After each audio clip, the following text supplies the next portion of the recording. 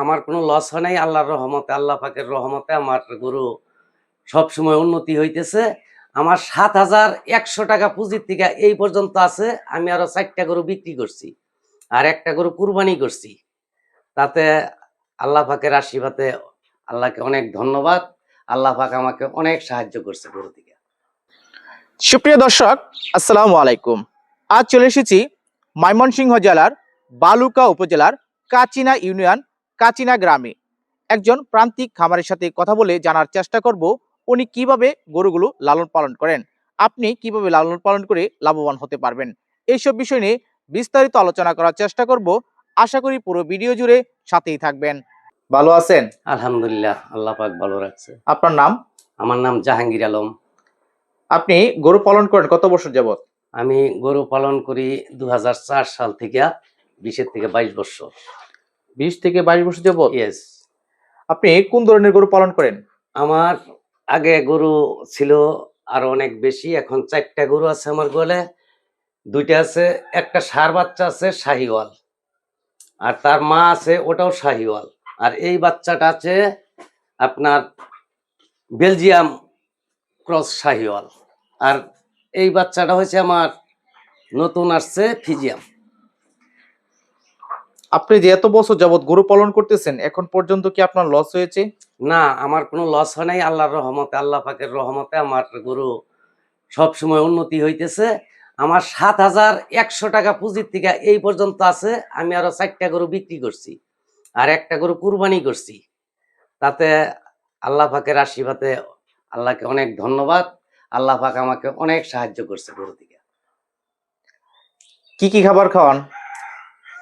গরুর খাবার তো খড় খাওয়াই, খোল, ভুসি। তারপরে এখন নতুন সিস্টেম আসছে, খাদ্য বিক্রি হয় দোকানে, খাদ্য আইনা খাওয়াই। তারপর ধানের কুড়া আছে, অন্য বাজে কিছু, অন্য কিছু খাওয়াই না। এখানে সময়টা কেমন লাগে? এখানে মনে করেন 3 থেকে 4 ঘন্টা সময় যায়। মাত্র? 3বার ঢুকতে হয় গোয়ালে। গোয়াল ঘরে এই ফার্মে ঢুকতে হয় 3বার, সকাল 8টায়, দুপুর 1টায়, আর বিকাল 5টার দিক দিয়ে। 4:30 থেকে 5টার মধ্যে এই টাইমেই গরুর খাবার দেওয়া হয়। সামনে কি বেশি আকারে গরু পালবেন? বেশি আকারে পালবো। আমার এই ফার্মটা ছোট হয়ে গেছে, আমি একটু জায়গার পজিশন করতেছি। এটা মাটি ভরাট করে পরে একটু বড় করে আমি গরুর ই করবো, ফার্ম করবো। কোন ধরনের গরুতে লাভ বেশি, গাভী গরু না ষাঁড়? গাভী গরুতে লাভ বেশি। গাভী গরুতে একদিকে দুধ আসে, ওই দুধ দেয়া একটার দুধ বিক্রি করিয়া 2টা 3টা গরু পালা যায়। আর ষাঁড় গরু শুধু খাদ্য ক্রয় করে এবং কি ওই খড়, ধানের কুড়া যা কিছু আছে এগুলা সব খালি ওদেরকে খাওয়াইতেই হয়। গাভী গরু লাভ বেশি, তার কারণ বাচ্চা আসে বছর বছর। এই দেখেন, এই বাচ্চাটার 2 দাঁত বয়স, এখনই একটা বাচ্চা দিছে। এই বাচ্চাটার মূল্য এখন আর বাজারে 60 থেকে 70,000 টাকা। এই বাচ্চাটা? হ্যাঁ, এই বাচ্চাটা ফিজিয়াম।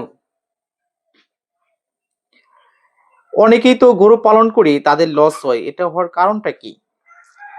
এটার মধ্যে অনেকে মনে করেন সময় সাক্ষেপে ওদেরকে পরিচর্যা ঠিক মতো করে না, ওদেরকে ওষুধপাতি লাগলে সময় মতো দেয় না, এরপর খানা দানাও ঠিক মতো সময় মতো না দিলে তো একটা গরু, যেই কোনো জিনিস, মুরগির প্রজেক্ট হোক, গরুর প্রজেক্ট হোক, সবগুলো একই ধরনের।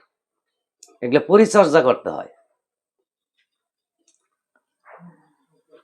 কিভাবে গরু পালন করলে একজন প্রান্তিক খামারি তাড়াতাড়ি লাভবান হতে পারবে? এটা যার যার একটা অ্যাক্টিভিটিস আছে।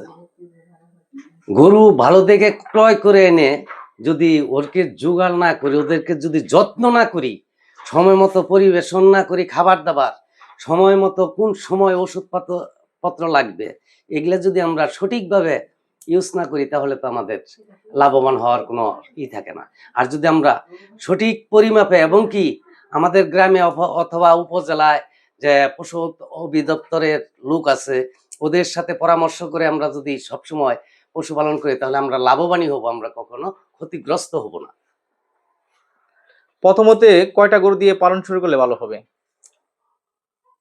প্রথম মনে করেন যার যেরকম পুঁজি আছে, অনেকে 8টা 10টা নেয়। যেমন আমি একটা বাচ্চা দিয়ে শুরু করছি, একটা বাচ্চা থেকে আমি ওই যে বললাম যে আমি 3টা বিক্রি করছি, একটা কুরবানি করছি, এরপর আমার গোয়ালে এই 4টা আছে। 7,100 টাকা পুঁজি গরুতে দিছি আমি।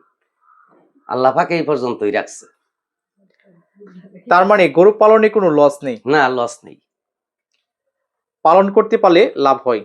পালন করতে পারলে, সঠিকভাবে পরিচর্যা করলে লাভ আল্লাহ পাক দিবেই। এর পাশাপাশি আপনি আর কি করেন? এর পাশাপাশি আমি কৃষি কাজ করি। কৃষি কাজ করেন আর গরু পালন করেন। হ্যাঁ, সব মিলিয়ে কেমন আছেন? আলহামদুলিল্লাহ, আল্লাহ পাক খুব ভালো রাখছে। আল্লাহ পাকের কাছে লাখো কোটি শুকরিয়া। যারা নতুন আছে তাদের উদ্দেশ্যে আপনার কিছু বলার আছে? আমি অনেকেরই, আমার বন্ধু বান্ধব অনেকেই করে, ওদেরকে আমি বলছি যে তোমরা যদি কেউ কোনো কিছু না করতে পারো, আবার তো একটা বা 2টা গাভী কিনা বা ছোট 2টা বাচ্চা কিনা ওই গরুর পরিচর্যা করো, ওদেরকে যত্ন করো এবং কি সংসার করো। যদি পুঁজি না থাকে, অন্য কোনো ব্যবসা বাণিজ্য না করতে পারো, তো এইটা করলে দেখা যাবে যে 1-2 বছর পরে তোমার 4টা গরু হবে 2টা গরু থেকে। তারপরে দুধ পাবা। তারপরে তোমার এই যে জৈব সারটা আসতেছে, এটাতে তুমি 2 বিঘা জমি বা 4 বিঘা জমি, 3 বিঘা জমি আবাদ করবা। ওই জমিতে এই জৈব সারগুলা দিলে ধানের ফসল ভালো হবে।